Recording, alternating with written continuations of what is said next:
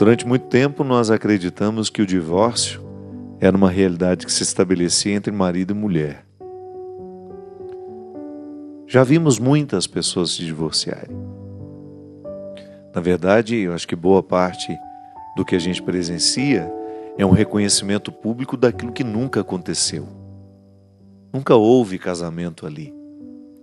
Casaram equivocados, casaram sem intenção de se casarem, casaram por uma aventura e depois de todos os desajustes que são próprios de um relacionamento que não amadureceu, que não se encaminha para um amadurecimento, as pessoas se cansam umas das outras. Durante muito tempo nós acreditamos que o divórcio era apenas essa manifestação pública de que os casais não deram conta, fracassaram, não levaram adiante o projeto de fidelidade que se prometeram. Mas com o tempo a gente vem percebendo que o divórcio, ele acontece em todos os níveis de relação dentro de uma casa.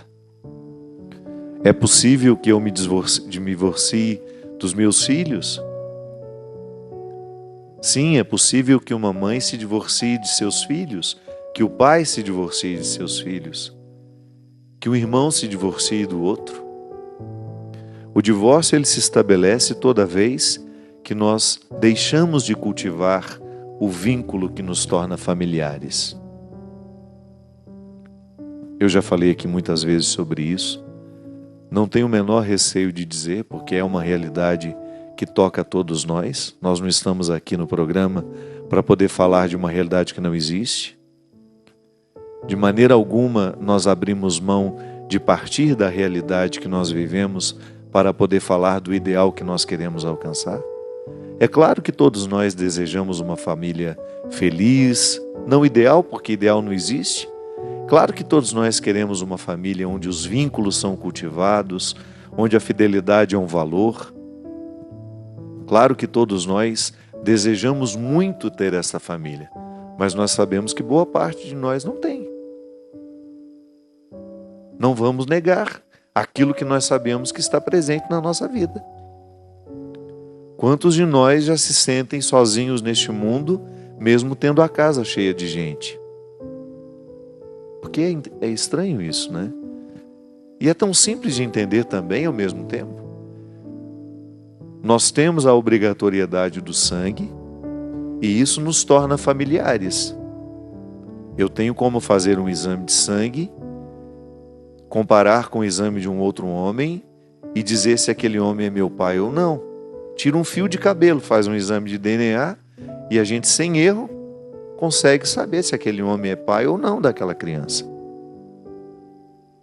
Só que há uma outra forma de ser pai, de ser mãe, de ser familiar, que não passa pela obrigatoriedade do sangue.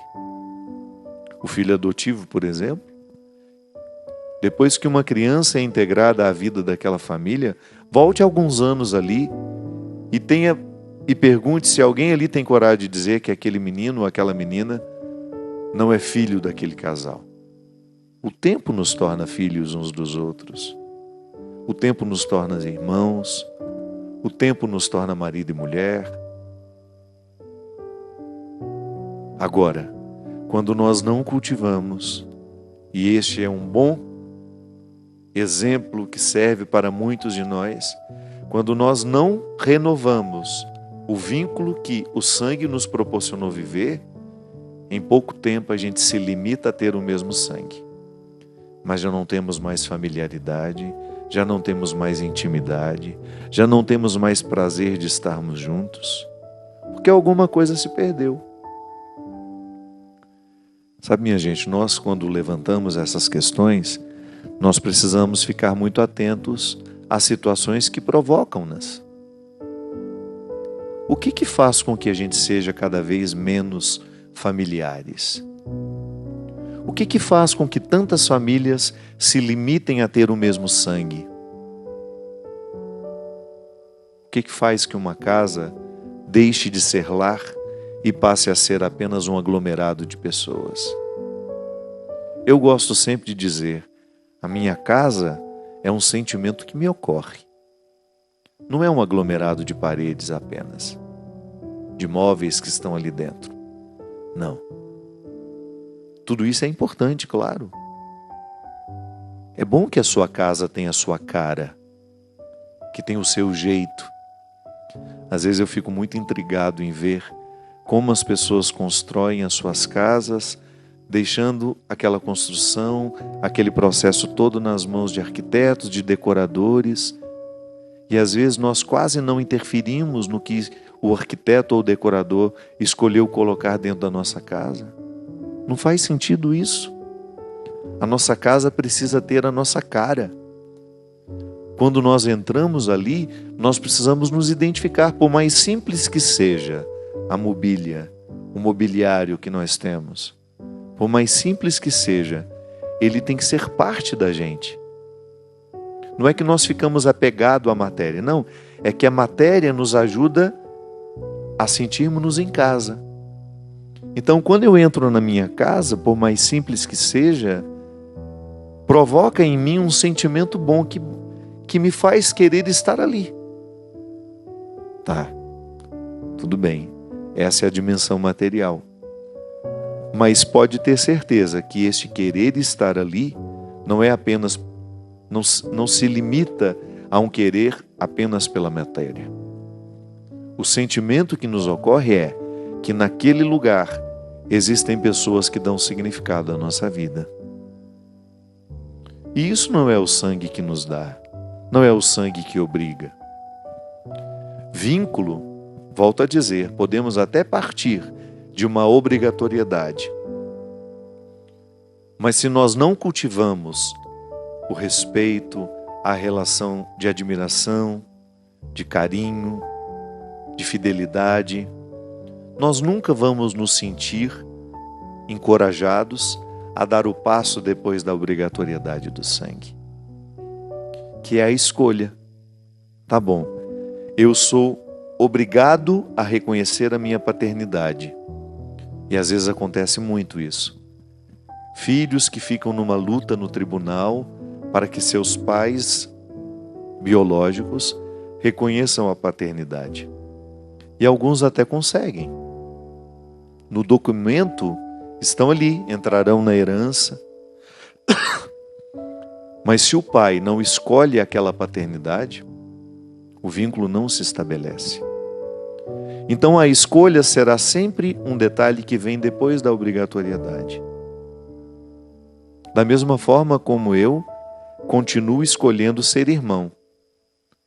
Se por motivos de decepção, de acontecimentos que às vezes escapam do nosso controle, cria-se uma indisposição entre mim e meu irmão, se eu deixar de escolher reconhecê-lo como meu irmão, em pouco tempo ele se torna apenas um conhecido, um parente, como costumamos dizer. Da mesma forma como nós também temos amigos que nós trazemos para a nossa vida, esses amigos não estão vinculados a nós pela obrigatoriedade do sangue.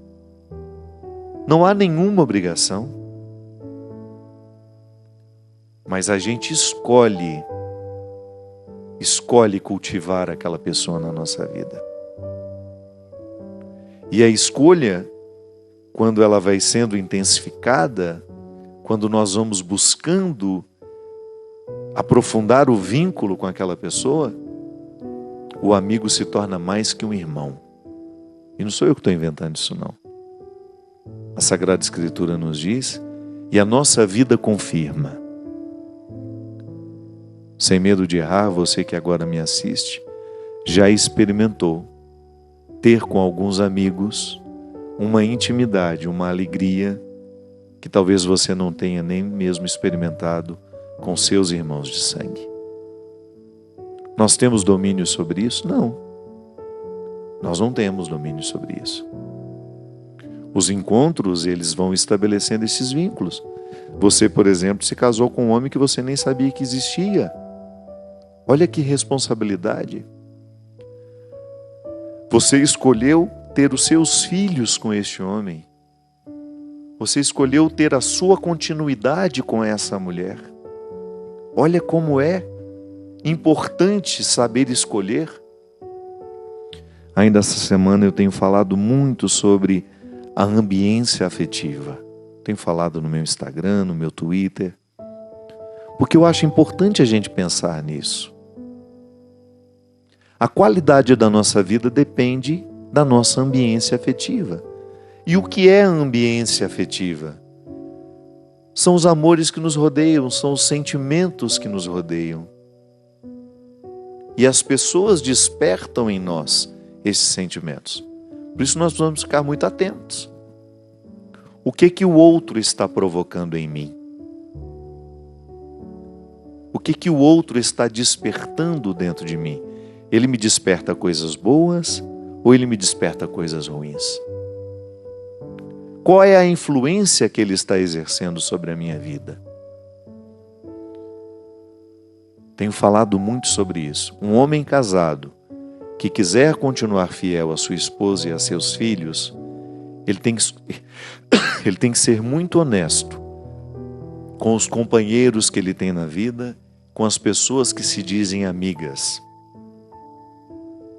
Aonde essas pessoas e esses companheiros lhe levam? O que eles despertam em você? Eles reforçam o seu desejo de ser fiel à sua esposa e aos seus filhos, ou eles fragilizam a sua fidelidade? Te convidando de repente para alguns programas que não têm nada a ver com o seu desejo de ser fiel à sua esposa e aos seus filhos. Sim, eu preciso ficar atento ao que o outro me propõe. Isso é ambiência afetiva. Para eu ser fiel àquilo que é importante para mim, eu tenho que estar cercado de pessoas que me ajudem a ser fiel a isso. O outro acaba exercendo uma influência muito maior do que nós imaginamos. E isso é familiaridade. Nós precisamos compreender cada vez mais o conceito de família como todo aquele arranjo emocional que nós temos ao nosso redor, influenciando-nos. E eu sei que também você, em algum momento da sua vida, chegou à triste conclusão de que a influência que você estava recebendo dentro da sua casa não era boa. Às vezes nós temos uma forma muito estranha de tratar as pessoas que são mais próximas de nós, desmotivando-as, acentuando excessivamente os defeitos delas. Você já deve ter sentido isso? Você já deve ter sofrido isso?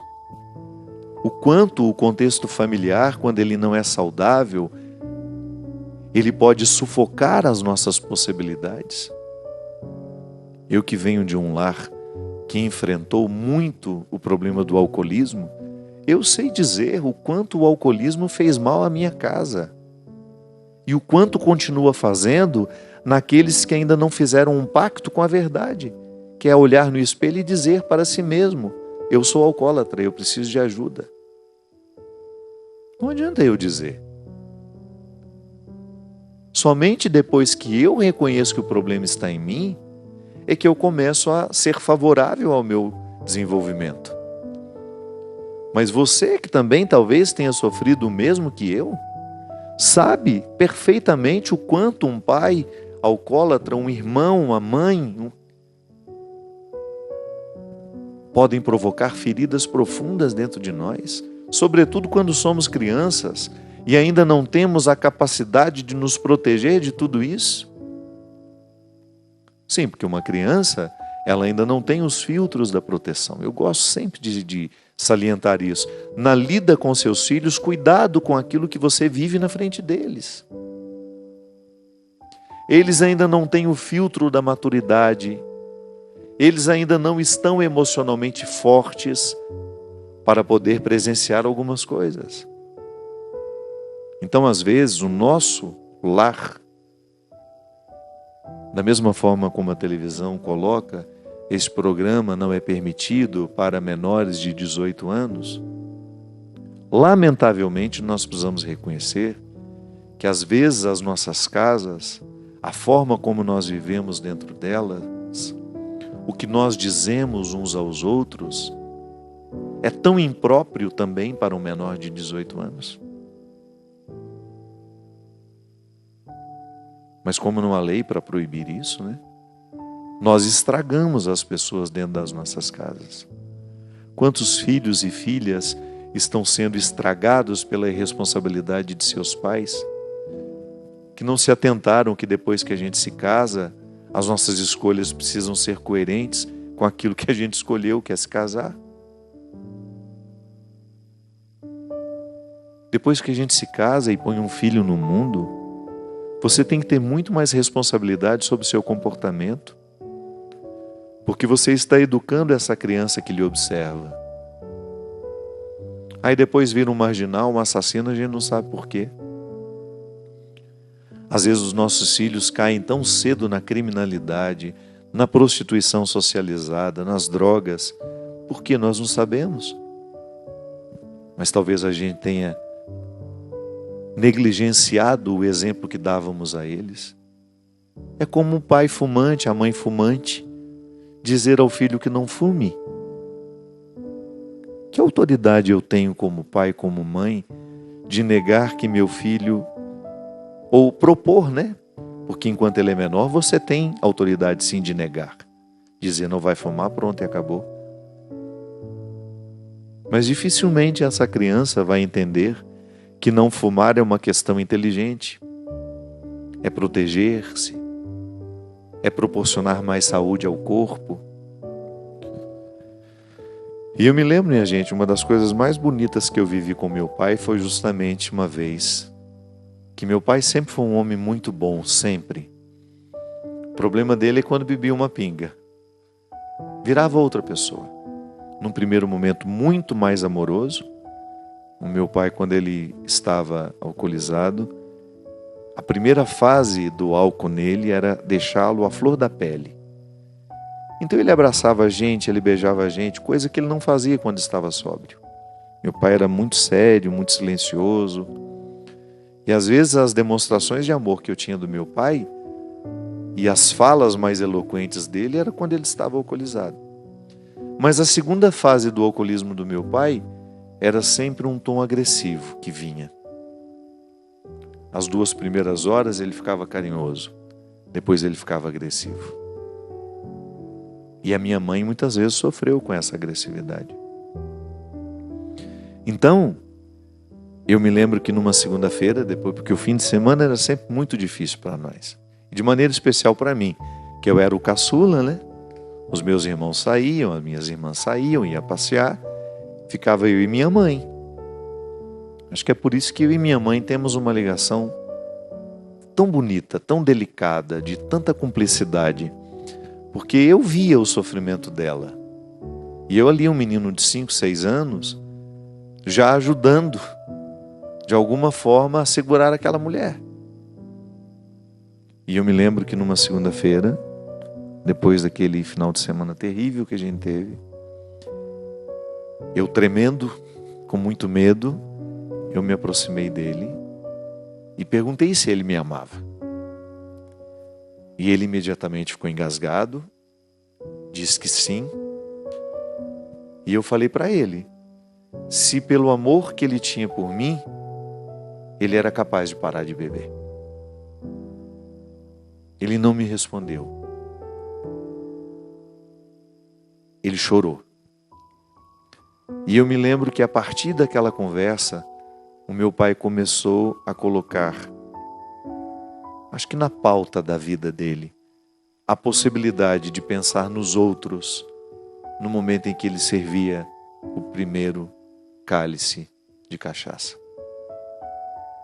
Ele entrou no AA, que aliás é um grupo que eu reforço sempre a importância dele na nossa sociedade, que é o grupo dos Alcoólicos Anônimos, que é uma ajuda psicoterapeuta maravilhosa, de testemunho, de irmão que vai em busca do outro. Eu me lembro que os companheiros de AA do meu pai eram completamente diferentes dos companheiros de bebedeira.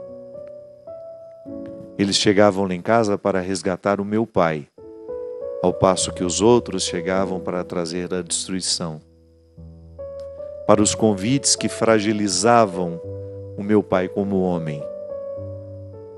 Claro que meu pai era livre para escolher qual dos dois grupos ele queria acolher.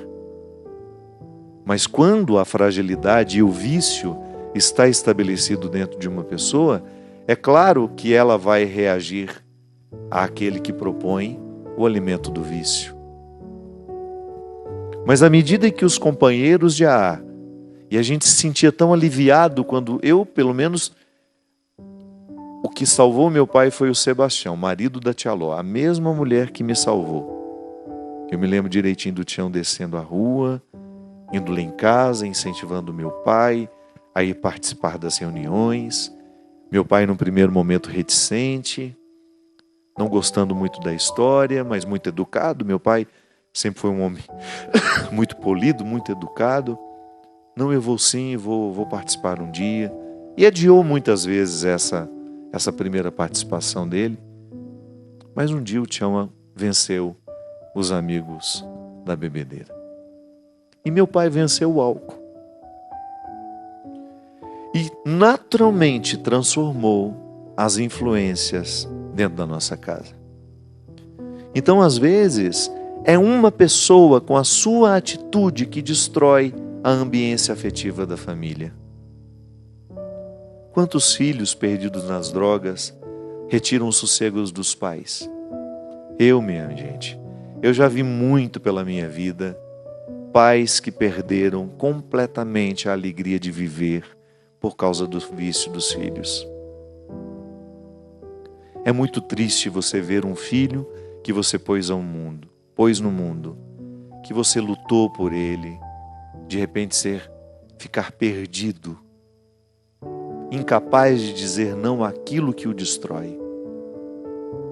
É por isso que nós precisamos ter uma consciência cada vez mais esclarecida dos vícios socializados que estão por aí, destruindo as nossas casas, destruindo as nossas famílias. E é você o primeiro guardião de tudo isso. E quando eu digo você, de maneira especial aquele que é responsável pela dificuldade da harmonia emocional dentro de casa. E não é só o vício que nos torna indispostos à harmonia. Às vezes o nosso temperamento, o nosso jeito de ser. Às vezes nós somos uma pessoa tão difícil. Às vezes nós somos um ser humano intragável. Basta a gente chegar para a gente quebrar a harmonia da casa. Então não é só vícios que nós podemos ser encontrados em maços de cigarros, em cigarros de maconha, cocaína, crack, todas as outras drogas, muito comuns hoje também no uso de remédios. Quantos amigos meus enfrentando dificuldade com seus filhos viciados em remédios? Também nós precisamos passar no crivo da reflexão o nosso jeito de ser, o nosso temperamento, os nossos excessos, os vícios emocionais que nós temos, de às vezes viver colocando defeito no outro, de não acreditar que o outro possa ser capaz de mudar. Nosso pessimismo, quantas vezes, minha gente, o nosso pessimismo influencia negativamente os nossos filhos. Eu sei que a gente não faz uma faculdade para ter filhos, não há um curso preparatório, é na lida que você aprende a ser pai e mãe. E às vezes o filho chegou já, o casamento já foi porque estava grávida, não deu nem tempo de vocês aprenderem a ser marido e mulher, já precisaram aprender a ser marido e mulher e mãe e pai. Isso é um desastre. Eu sei que as nossas edificações familiares não são pautadas a partir dos caminhos que deveriam ser os corretos. Então, às vezes, nós vamos de forma muito atropelada, sendo pai, sendo mãe. Então, nós precisamos tomar muito cuidado para que os nossos vícios emocionais, do nosso caráter, da nossa personalidade, não sejam passados para os nossos filhos. Volto a dizer, não deu tempo de se curar para ter o filho, mas faça um esforço a partir do momento que você põe o filho no mundo. Preste bastante atenção no que você está transmitindo para esta criança. Se é positivo o que você está ensinando. Se o que você está vivendo diante dela contribui para a maturidade emocional dessa criança, para a harmonia do lar. O Padre Zezinho fala que para muitos isso é uma utopia, mas não é para nós que somos cristãos. Porque o cristianismo é uma arma suficiente para nos transformar. Volto à conversa que eu tive com meu pai. Se eu não sou capaz de mudar a minha vida por amor àqueles que eu coloquei no mundo, eu preciso questionar o amor que eu digo ter pelos que eu coloquei no mundo. Se você sabe que as suas escolhas infelizes, eu não estou falando dos detalhes da sua personalidade que a sua mãe não gosta. Não estou falando disso. Nós temos a liberdade de ser quem somos. Eu estou falando daquilo que lhe destrói. Estou falando de tudo aquilo que nós sabemos que é nocivo para nós. Se eu, como filho, sei que o meu comportamento, o meu jeito de ser está destruindo o coração da minha mãe, se eu tenho amor por ela, eu vou fazer de tudo para me livrar desses vícios. Não quero destruir o coração da minha mãe, então vou fazer de tudo para podar dentro de mim aquilo que é um obstáculo na minha relação com ela. E isso, minha gente, nós fazemos toda vez que nós precisamos fazer, toda vez que nós queremos que um relacionamento dê certo.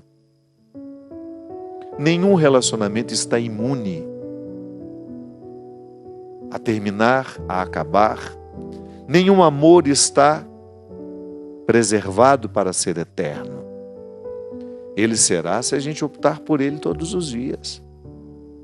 Se nós escolhermos amar aquela pessoa com quem a gente se casou, nós teremos um dever de casa para fazer. Se eu escolho amar os amigos que eu construí ao longo da minha vida, eu tenho um dever de casa para fazer com eles. Se eu escolho amar os filhos que eu coloquei no mundo, eu tenho uma dinâmica diária a ser cumprida para que o amor seja efetivamente mantido. E ele evolua, porque o amor de ontem não serve para hoje. O amor de hoje não servirá para amanhã. O amor não é um recurso estocável. E nem tampouco podemos amar por procuração. Não. A gente ama estando presentes. Nós amamos estando presentes. É através do vínculo, é através da construção consciente deste vínculo que pode sim ser para a vida toda, se estivermos dispostos a fazer a vida toda acontecer agora.